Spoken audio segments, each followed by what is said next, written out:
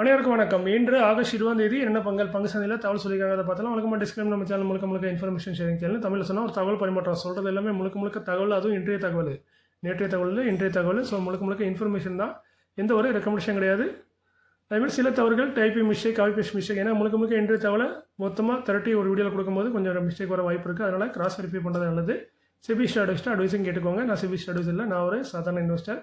எனக்கு தெரிஞ்ச தகவலை, இன்றைய தகவலை உங்களுக்கு வந்து கொடுக்குறேன். இதன் மூலமாக உங்கள் டைம் சேவ் ஆகும். மற்றபடி எந்த ஒரு ரெக்கமெண்டேஷன் கிடையாது. நம்ம சேனல் முழுக்க ஒரு தகவல் ஷேர் பண்ணுறதா. இன்றைக்கி மார்க்கெட்டில் என்ன நடந்ததுங்கிறது, குறிப்பாக அதுலேயும் dividend, bonuses, split, right issue, buyback, result, இந்த சம்மந்தமான செய்திகள், ஆர்டர்ஸு, இது சம்மந்தமான செய்திகளை சொல்லக்கூடிய ஒரு சின்ன சேனல் தான். அதேமாதிரி நம்மளுக்கு போக நம்ம சேனலில் வீடியோ வந்து சுருங்கிட்டே போவோம். ஏன்னா நம்ம ரிசல்ட்லாம் முடிஞ்சுது, மேற்கொண்டு பெருசாக நியூஸ்லாம் வராது, ஒரு சில நியூஸுக்கு தான் வரும். அதனால் வீடியோவும் குறைஞ்சிரும், வீடியோட லென்த்தும் ரொம்ப குறைஞ்சிரும், சுருக்கமாக இருக்கும் வீடியோ. காரணம் வந்து பெருசாக நியூஸ் இல்லை.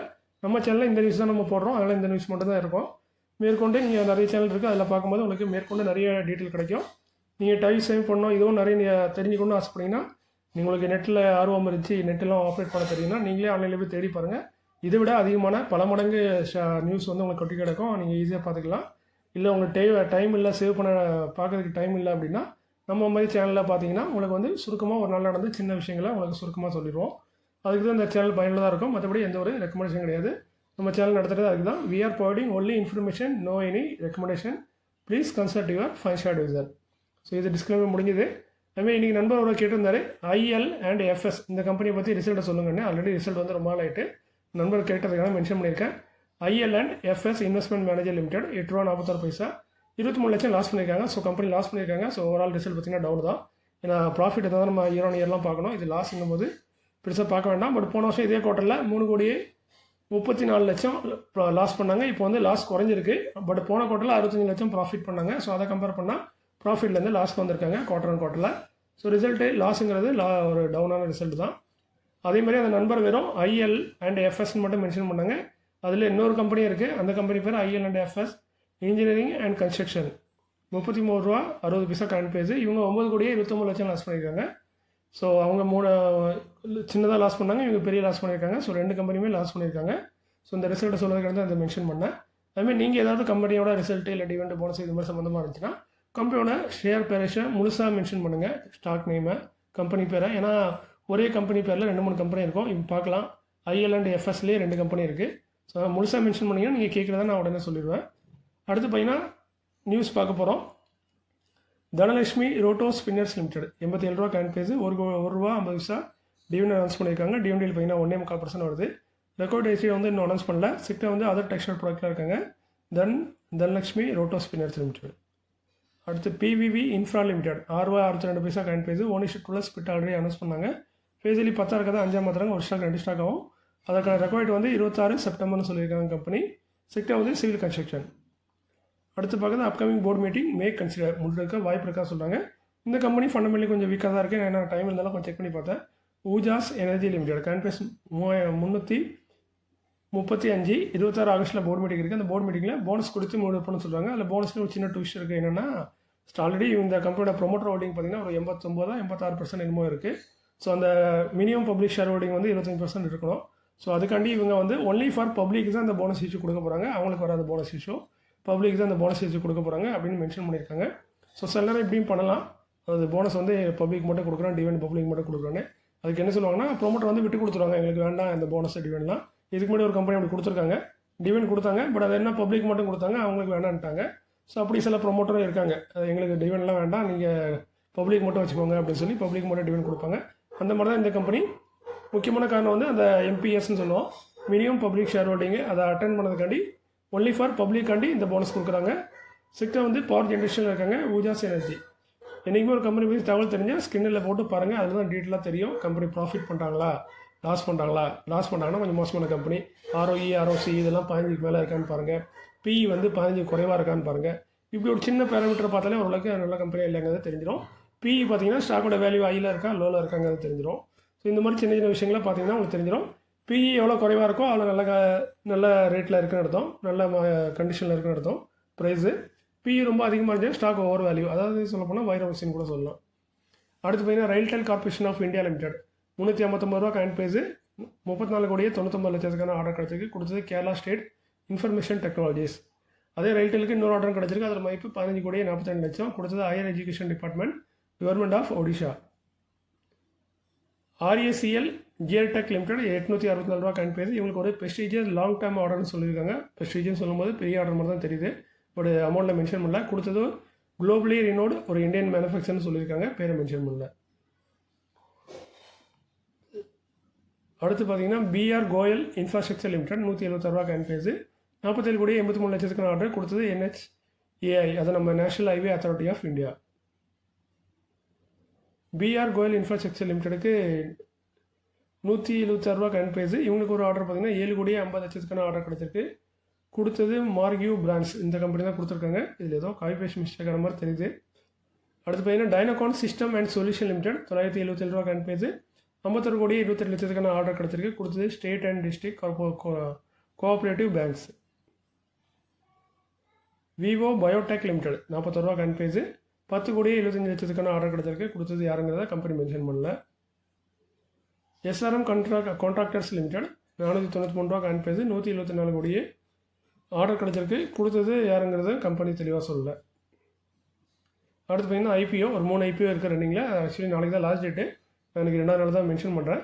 ஃபர்ஸ்ட் நான் பார்க்கக்கூடிய IPO பார்த்தீங்கன்னா ஸ்ரீஜி ஷிப்பிங் குளோபல், இந்த கம்பெனியோட IPO. இது ஓப்பன் ஆகுது, அதாவது 19ஆம் தேதி ஓப்பன் ஆகிட்டு இன்றைக்கி 20, நாளைக்கு 21, ஸோ நாளைக்கு வரைக்கும் ஓப்பனாக இருக்கும். இஷ்யூ ப்ரைஸ் பார்த்தீங்கன்னா 240 252, அதிகபட்சம் 252 வச்சுக்கோங்க. அலாட்மெண்ட் ஆகிறது 22ஆம் தேதி அலாட்மெண்ட் ஆகும். IPO லிஸ்டிங் ஆகிறது 26ஆம் தேதி லிஸ்டிங் ஆகுது. அதேமாதிரி IPO சைஸ் பார்த்தீங்கன்னா 410 கோடியே 71 லட்சம். அதேமாதிரி முழுக்க ஃப்ரெஷ் இஷ்யூ, அதாவது இது ஆஃபர் பாஸ் இல்லை, அதாவது ஆல்ரெடி ஷேர் வச்சுருக்கவங்க யாருமே விற்கல, முழுக்க ஃப்ரெஷ் இஷ்யூவாக கொடுக்குறாங்க. 410 கோடியே 71 லட்சத்துக்கு இந்த ஷேர் இஷ்யூ பண்ணுறாங்க. ஃபேஸ் வேல்யூ 10 நினச்சிருக்காங்க. மார்க்கெட் லாட் பார்த்தீங்கன்னா 58 ஷேர். ஒரு லாட் நீங்கள் அப்ளை பண்ணிங்கன்னா 58 ஷேர் நீங்கள் அப்ளை பண்ணுற மாதிரி இருக்கும். இதுக்காக நீங்கள் ஒதுக்கக்கூடிய தொகை பார்த்தீங்கன்னா 14,616 ரூபா வந்து உங்கள் அக்கௌண்ட்டில் நீங்கள் பிளாக் பண்ணணும், இந்த IPO நீங்கள் அப்ளை பண்ணுற விருப்பப்பட்டா. அதுமாதிரி ஃபண்டமெண்டல் பார்க்கலாம். ஸ்டாக்கோட ஃபண்டமெண்டல் பார்த்தீங்கன்னா அசெட்டும் கூட்டிகிட்டே இருக்குது. 2023 2025 வரைக்கும் இருக்குது, மார்ச் வரைக்கும். ஸோ அசெட் பார்த்தீங்கன்னா கொஞ்சமாக கூடி இருக்குது. அதுமாதிரி இன்கமும் கூட்டிகிட்டே வருது. இன்கம் வந்து கொஞ்சம் குறைஞ்சிருக்கு, டோட்டல் இன்கம் வந்து கொஞ்சம் குறைஞ்சிருக்கு. ஒரு ப்ராஃபிட் பார்த்தீங்கன்னா கூடி இருக்குது. 118 கோடி இருந்தது, இப்போ 146 கோடியாக உயர்ந்திருக்கு. அதுமாதிரி பாரோவிங்ஸும் உயர்ந்திருக்கு. 175 கோடியாக இருந்தது, இப்போ 256 கோடியாக உயர்ந்திருக்கு. ஸோ கம்பெனி ப்ராஃபிட் பண்ணி தான் இருக்காங்க. அதுவும் 100 கோடிக்கு மேலே நல்லா ப்ராஃபிட் பண்ணுறாங்க. கிரே மார்க்கெட் ப்ரீமியம் அதை பார்த்தீங்கன்னா கிட்டத்தட்ட 14%, 13.89, 13% வச்சுக்கோங்க. 13% கிரே மார்க்கெட் ப்ரீமியம் இருக்க மாதிரி இன்றைக்கி ரேட்டில் காட்டுது. இது வந்து மாறிட்டே இருக்கும். லிஸ்ட் ஆகும்போது மேபி உங்களுக்கு லாபம் இல்லாமல் கூட போகலாம், இல்லை லாஸில் கூட போகலாம், இல்லை இதுக்கு டபுளாக கூட லாபம் கிடைக்கலாம். பட் கிரே மார்க்கெட் ப்ரீமியங்கிறது ஒரு சின்ன அளவுகள் தான். ஸோ அந்த வகையில் பார்க்கும்போது இது ரொம்ப சின்ன ப்ரீமியம் தான், 13%, 14%லாம். மேபி இதோட டபுளாகவும் கிடைக்கலாம், இல்லைனா ஒன்றுமே கிடைக்காமல கூட போகலாம். பட் இது வந்து ரிஸ்க் இருக்குது தான். ஏன்னா IPO லிஸ்ட் ஆகும்போது என்ன ஆகுங்க தான் சொல்ல முடியாது அன்றைக்கி மார்க்கெட் கண்டிஷனு. பட் ஓரளவுக்கு கிரே மார்க்கெட் ப்ரீமியம் வந்து 50, 100 இருந்துச்சுன்னா ஒரு நல்ல ஓரளவுக்கு லிஸ்டிங் கெயின் கிடைக்க வாய்ப்பு இருக்குது. பட் இந்த மாதிரி இருந்துச்சுன்னா கிடைக்கலாம், கிடைக்காமலும் போகலாம். அடுத்து பார்த்தீங்கன்னா பட்டேல் ரீட்டைல் IPO. இந்த கம்பெனி பார்த்தீங்கன்னா சேம் அதே மாதிரி தான், 19ஆம் தேதி ஓப்பன் ஆகிட்டு நாளைக்கு வரைக்கும் ஓப்பனாக இருக்கும், 21. இஷ்யூ ப்ரைஸ் வந்து 237 ரூபாலேருந்து 255 ரூபா. ஸோ அதிகபட்சம் 255 ரூபா வச்சுக்கோங்க. இதோட அலாட்மெண்ட் பார்த்தீங்கன்னா 22, லிஸ்ட் ஆகுது 26ஆம் தேதி லிஸ்ட் ஆகுது. IPO சைஸ் பார்த்தீங்கன்னா 242 கோடியே 76 லட்சம். இதில் ஃப்ரெஷ் இஷ்யூவாக 217 கோடியும், ஆஃபர் ஃபார் சேலில் 25 கோடி. அதான் ஆல்ரெடி இருக்க ஷேர் ஹோல்டர்ஸ் வந்து 25 கோடி விற்கிறாங்க. இங்கேயும் ஃபேஸ் வேல்யூ 10 ரூபாயாக இருக்குது. 58 ஷேர், இவங்களும் 58 ஷேர் தான் லாட் சைஸு. ஒரு நீங்கள் அதை மொத்தமாக நீங்கள் ஒதுக்கக்கூடிய தொகை பார்த்தீங்கன்னா 14,790 ரூபா கிட்டத்தட்ட. அதான் சொல்ல அந்த மெயின் போர்டு IPO பார்த்தீங்கன்னா 15,000க்குள்ளே தான் இருக்கும், அதை தாண்டி போகாது பெரும்பாலும். அதனால் இது பார்த்தீங்கன்னா 14,790 ரூபா நீங்கள் வந்து அமௌண்ட்டில் பிளாக் பண்ணுற மாதிரி இருக்கும் அப்ளை பண்ணிங்கன்னா. இவங்க ஃபண்டமெண்டலில் பார்த்துடலாம். இவங்களும் அசெட் பார்த்தீங்கன்னா கூட்டிகிட்டே இருக்குது. இவங்களும் அதே மாதிரி 2023 2025 வரைக்கும் அசெட் கூட்டிகிட்டே இருக்குது. டோட்டல் இன்கமும் கொஞ்சம் குறைஞ்சிட்டு தான் வருது. அதே மாதிரி ப்ராஃபிட் பார்த்தீங்கன்னா கூட்டிகிட்டே வருது. 16 கோடி இருந்தது, இப்போ 25 கோடியாக வந்திருக்கு. நெட் பாரோவிங்ஸ் பார்த்தீங்கன்னா 182 கோடி இருந்தது 2023, இப்போ பார்த்தீங்கன்னா 180 கோடி. ஸோ 2-3 கோடியை குறைச்சிருக்காங்க பாரோவிங்ஸு. அந்த வகையில் நல்ல விஷயம். அதுமாரி கிரே மார்க்கெட் ப்ரீமியம் பார்த்தீங்கன்னா கிட்டத்தட்ட 19% காட்டுது. ஸோ இது அந்த கம்பெனியோட பார்த்த கம்பெனியோட கொஞ்சம் கிரே மார்க்கெட் ப்ரீமியம் சூப்பராக இருந்த மாதிரி இருக்குது. ஸோ இதுவும் எல்லாமே ஒரு கெஸிங் தான். இன்றைக்கி டேட்டு லிஸ்ட் ஆகும்போது எப்படி ஆகுங்கிறது தெரியாது. ஸோ அடுத்து நம்ம பார்க்கக்கூடிய 3வது IPO. அதுமாதிரி இவங்க என்ன செக்டர்னு சொல்லலை, இவங்க வந்து ரீட்டைல் கன்சூமர் கூட்ஸில் இருக்காங்க. க்ரோசரிஸ், இந்த மாதிரி பிளாஸ்டிக் ப்ராடக்ட் இதெல்லாம் சேல் பண்ணக்கூடிய ஒரு ரீட்டைல் க்ரோசரியில் இருக்காங்க நம்ம பட்டேல் IPO.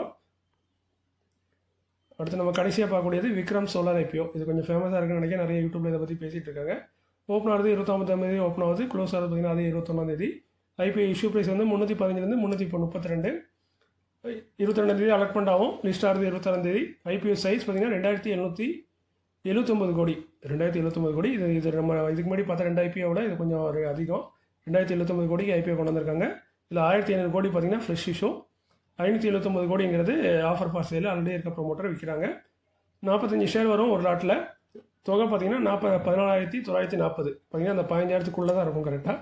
ஸோ 14,940 ரூபா நீங்கள் வந்து பிளாக் பண்ணுற மாதிரி இருக்கும் அக்கௌண்ட்டில்.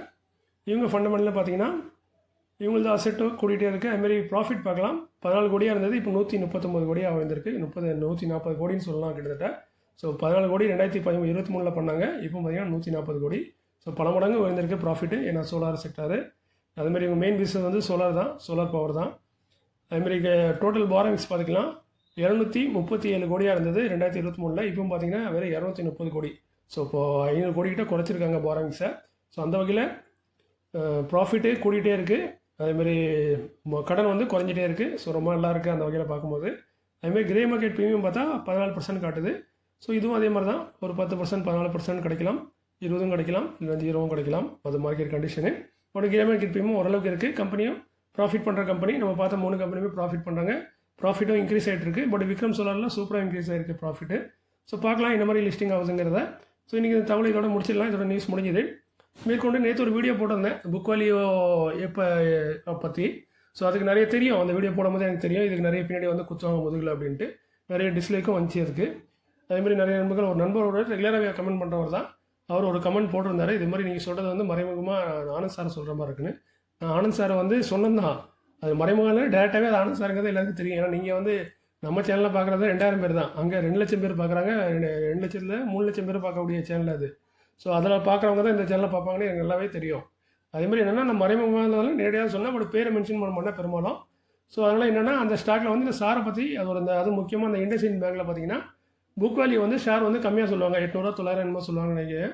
இல்லை 1300 1500 சொல்லுவாங்க. பட் ஆக்சுவலி பார்த்தீங்கன்னா இப்போ 800 90 900 இருக்குது அதோட புக் வேல்யூ இண்டஸ் பேங்க். இது நிறைய பேர் அந்த அவங்க சேனலில் பார்த்தீங்கன்னா கமெண்ட்டில் போட்டிருப்பாங்க. அதை பற்றி பேசும்போது சார் நீங்கள் தப்பாக சொல்கிறீங்க, இது வந்து 800 தான் இருக்குது, நீங்கள் பழசை சொல்கிறீங்க 1400. நான் அதுக்காண்டி என்ன பண்ணால், புக் வேல்யூங்கிறது ஒரு பெரிய விஷயமே இல்லைங்க, அதை போட்டு பெருசாக சீரியஸ் எடுக்காதீங்க. புக் வேல்யூங்கிறது ஒரு கம்பெனி டீலைஸ் ஆனால் அவங்க கிடைக்குங்கிறதுக்கு எந்த ஒரு கேரண்டியும் கிடையாது. அதுக்கு ஒரு நிதர்சனமான உண்மைங்கிறது இந்த லக்ஷ்மி விலாஸ் பேங்க்கு. ஏன்னா நீங்கள் எல்லாருமே பெரும்பாலும் எனக்கு தெரியும், நம்ம தமிழ்நாட்டில் சீனிவாசன் சார் தான் அப்படிங்கிறது இந்த ஊருக்கே தெரியும், உலகத்துக்கே தெரியும். அது நீங்களும் ஒத்துக்கிட்டீங்க, நானும் ஒத்துக்கிடுவேன். ஏன்னா அவர் இல்லைனா இவ்வளோ பேர் இந்த மார்க்கெட்டில் வந்திருக்க மாட்டாங்க. அவரோட கைடன்ஸில் தான் நிறைய பேர் ஷேர் மார்க்கெட்டுக்கே வந்து இப்போ புதுசாக இந்த வீடியோலாம் பார்த்துட்ருக்கீங்க. நீங்கள் கூட அவரை சேனலில் பார்த்து தான் வந்திருப்பீங்க. ஸோ நான் அது மாதிரி மதிப்பு தான் வச்சுருக்கேன். நான் அது ஒன்றும் தப்பாக சொல்லலை. என்னென்னா புக் வேல்யூ சார் தப்பாக சொல்லிட்டாங்கன்னு சொல்லி நிறைய பேர் கமெண்ட் பண்ணாங்க. அதுக்கு நான் சொன்னது புக் வேல்யூங்கிறது ஒரு பெரிய மெட்ரிக்கே கிடையாது. நீங்கள் அதை போட்டு ஏன் புக் வேல்யூ மட்டும் பார்க்குறீங்க, அதோட சேர்த்து மற்றதையும் பாருங்கள். உதாரணத்துக்கு இப்படி ஒரு கம்பெனி ஆல்ரெடி இருந்துச்சு, அது டீலிஸ்ட் ஆகிட்டுன்னு. ஸோ அந்த நண்பர் வந்து நல்லா டீசெண்டாக தான் கமெண்ட் பண்ணுவார். அவர் டீசெண்டாக தான் கமெண்ட் பண்ணியிருந்தார். அந்த நண்பருக்கு ஒரு நண்பர் கமெண்ட் பண்ணியிருந்தார் பதிலுக்கு, இவனுக்கு ஒன்றும் தெரியாது, இவன் ஒரு டுபாக்கு இவன் சேனல் பார்க்கறதே வேஸ்ட்டுன்ட்டு. ஸோ நான் அந்த நண்பருக்கு தான் சின்ன பதில் சொல்கிறேன். நான் சொன்னது ஃபேக்ட்டு. இல்லை லக்ஷ்மி விலாஸ் பேங்க் வந்து டீலிஸ்ட் ஆகிட்டு ஷேர் ஹோல்டருக்கு அந்த டீலிஸ்ட் ஆகும்போது நீங்கள் இப்போ கூட நீங்கள் சேட் ஜிபிடியில் வேறு எதுனாலும் போய் டைப் பண்ணி பாருங்கள். டீலிஸ்ட் ஆகும்போது அதோட புக் வேல்யூ என்னென்னு பார்த்தீங்கன்னா 16 32 ரூபான்னு காட்டும். ஸ்டாக் வந்து ட்ரேட் ஆனது 7 ரூபாய்க்கு. ஸோ அட்லீஸ்ட் அவங்க ட்ரேடான ஸ்டாக்காக 7 ரூபாயாவது கொடுத்துருக்கலாம். அது கூட கொடுக்கல, 0 ஆச்சு. யாருக்குமே 1 ரூபா கிடைக்கல. அப்படி யாருக்காவது பணம் வந்திருக்குன்னா அதை மென்ஷன் பண்ணிவிட்டு, என்னப்பா தப்பாக சொல்கிற, நான் அந்த ஸ்டாக்கோட ஷேர் ஹோல்டரு, எனக்கு டீலிஸ்ட் ஆகும்போது எனக்கு 16 ரூபா புக் வேல்யூ என் அக்கௌண்ட்டில் வந்துச்சுன்னு சொல்லுங்கள், அது நியாயம். இல்லை நான் வாங்கி கொடுத்துருக்கேன் ஒருத்தருக்கு சொல்லுங்கள், அது நியாயம். அப்படின்னு தான் நான் மன்னிப்பு கேட்டுவிட்டு உங்களுக்கு கான்டாக்ட் டீட்டெயில் கொடுத்துருங்க, உங்கள் மெயில் ஐடி கொடுங்க. யாராவது இந்த ஸ்டாலோட வச்சுருப்பாங்கல்ல அவங்கள உங்களுக்கு கான்டாக்ட் பண்ண சொல்கிறேன். முடிஞ்சால் அவங்களுக்கும் பணத்தை வாங்கி கொடுங்க. கம்பெனிலேருந்து இது மாதிரி டீலிஸ்டான கம்பெனிக்கு நான் பணம் வாங்கி தரேன், புக் வேல்யூ நான் வாங்கி தரேன்னு வாங்கி கொடுங்க. ஸோ எனக்கு மகிழ்ச்சி தான். நான் மன்னிப்பு, நான் தப்பு செஞ்சேன் மன்னிப்பு கேட்க போகிறேன். இல்லைன்னு இருக்குது, தப்பாக சொல்லியிருந்தேன் நான். பட் வரலங்கிறது எனக்கு தெளிவாக தெரிஞ்சுதான் இந்த வார்த்தையை சொல்கிறேன். ஸோ அதனால் கமெண்ட் பண்ணுன்னா சும்மா ஃபேக்ட் இல்லாமல் சும்மா ஏதாவது ஒரு கமெண்ட் பண்ணணுன்னு பண்ணிட்டு போயிடாங்க. அந்த கமெண்ட் பண்ண நண்பர் கண்டிப்பாக இந்த வீடியோ பார்க்க மாட்டான்னு தெரியும். அவர் பேசும்போதே தெரியுது என்னோட வயசில் ரொம்ப மூத்தவர்னு. அதனால் கோவம் வந்திருக்கா என்னன்னு தெரியல, அந்த கோவத்தை ஏமலை காட்டினா என்னன்னு தெரியல. இவனுக்கு ஒன்றும் தெரியாது. உண்மையிலேயே எனக்கு ஒன்றும் தெரியாதுங்க, நானே ஒத்துக்கிட்டேனே. நான் பல சேனலில் பல டைமும் சொல்லியிருக்கேன், என்கிட்ட எந்த ஒரு பெரிய ஸ்டாக் மேலே போகுமா கீழே போகும் இந்த வீட்டிலாம் கேட்காதீங்க, எனக்கு சுத்தமாக ஒன்றுமே தெரியாது. நான் இப்போ சொல்லலாம், நான் மார்க்கெட் இன்னமும் கற்றுக்கிட்டு தான் இருக்கேன். எனக்கு சுத்தமாக ஒன்றும் தெரியாது. எனக்கு தெரிஞ்சது இந்த தகவலை தேடி அது ஒரு வீடியோவாக ரெடி பண்ணி போட தெரியும், அவ்வளோதான் தெரியுமே தவிர மற்றபடி நான் ஷேர் மார்க்கெட் புள்ளின்னு என்றைக்குமே சொன்னதில்லை. நான் எலி கூட இல்லை, எறும்பு கூட இல்லை, தூசி தான் நான் அந்த ஷேர் மார்க்கெட்டில். ஸோ அதனால் நான் வந்து ஒரு பெரிய கொம்பெல்லாம் கிடையாது, நான் ஒரு சாதாரண மனசு, அவ்வளோதான். எனக்கு தெரிஞ்சதை உங்களுக்கு ஷேர் பண்ணுறேன். உங்கள் டைம் தான் சேவ் பண்ணதுக்கு இந்த வீடியோ போடுறேன் தவிர மற்றபடி நான் எந்த ஒரு ரெக்கமெண்டேஷன் எந்த ஸ்டாக் பற்றியும் பண்ணுறதே கிடையாது. எனக்கு ஷேர் மார்க்கெட் பிடிச்சிருக்கு, அதை பற்றி எனக்கு தெரிஞ்ச அந்த தகவலை 4 பேர்ட்டு சொல்லணும் தான் இந்த வீடியோ போட்டிருக்கேன். முக்கியமாக நான் முதல்லாம் பார்த்தீங்கன்னா எல்லாம் இங்கிலீஷ் சேனலில் தான் பார்ப்பேன், ஹிந்தி சேனலில் தான் பார்ப்பேன். எனக்கு ஹிந்தி தான் நல்லா தெரியும். நான் பார்த்தது ஃபுல்லாக ஹிந்தி சேனல் தான். நான் மார்க்கெட்டுக்கு வந்ததெல்லாம் பரவாயில்ல ஹிந்தி சேனல் பார்த்து தான். அப்போலாம் தமிழில் பெருசாலாம் சேனல் கிடையாது. நான் வந்த டைமில் பெரும்பாலும் ஹிந்தி சேனல் தான் பார்த்தேன். அப்படி தான் பார்க்கும்போது தமிழில் வந்து பெருசாக இந்த மாதிரி நியூஸ் சொல்ல கொடுத்தா சேனல் இல்லைங்கிற ஒரு வருத்தம் இதில் தான் சரி நம்ம எதுக்கு அந்த தகவலை சொல்லுமே அப்படின்னு சொல்லிட்டு ஆரம்பித்தது தான் இந்த சேனலு. ஸோ எனக்கு முக்கியமாக ஷேர் மார்க்கெட்டில் குருன்னு யாரும் கிடையாது. ஷேர் மார்க்கெட்டை வழி காட்டினது என் ஃப்ரெண்ட் ஒருத்தன். அவன் தான் ஷேர் மார்க்கெட்னு இப்படி ஒன்று இருக்குன்னு சொன்னான். பட் நானாக தான் தேடி பார்த்து எல்லாத்தையும் கற்றுக்கிட்டு நானாக தான் இந்த வீடியோலாம் ரெடி பண்ணி போட்டுட்ருக்கேன். இப்போவும் நான் வந்து ஷேர் மார்க்கெட்டில் ஒரு சூன்யம் தான், பூஜ்யம் தான். நான் இன்னமும் கற்றுட்டு தான் இருக்கேன். நான் சாராவையும் கற்றுட்டு தான் இருப்பேன். ஸோ உங்களுக்கு கற்றுக்கிட்டா இருந்தால் கற்றுக்கோங்க. இல்லை நீங்கள் என் சேனலில் ஒன்றுமே இல்லை வேஸ்ட்டுன்னு நினச்சா பார்க்காதீங்க, ஒன்றும் பிரச்சனையே இல்லை. இதில் யாரை கட்டாயப்படுத்த போகிறா? உங்களுக்கு பிடிச்சா பார்க்க போகிறீங்க, பிடிக்கலன்னா வேறு சேனலில் பார்த்துட்டு போக போகிறீங்க. ஸோ நான் சொன்னது முழுக்க இதுதான். அதே மாதிரி எனக்கு ஒன்றுமே தெரியாது. நீங்கள் சொன்னாலும் சொல்லாட்டாலும் எனக்கு ஒன்றுமே தெரியாது. எனக்கு தெரிஞ்சது ஒன்லி தகவல் மட்டும்தான். ஸோ நண்பருக்கு இதை பதிலாக சொல்லிவிட்டு அந்த நண்பர் இந்த வீடியோ பார்க்க முடியாது இருந்தாலும் பதில் சொல்கிறேன் பார்த்தீங்களா, அதுதான் ரவி. ஸோ மீண்டும் ஒரு நல்ல காலையில் உங்களே சந்திக்கிறேன். இப்படிக்கு உங்களில் ஒருவன். நன்றி, வணக்கம்.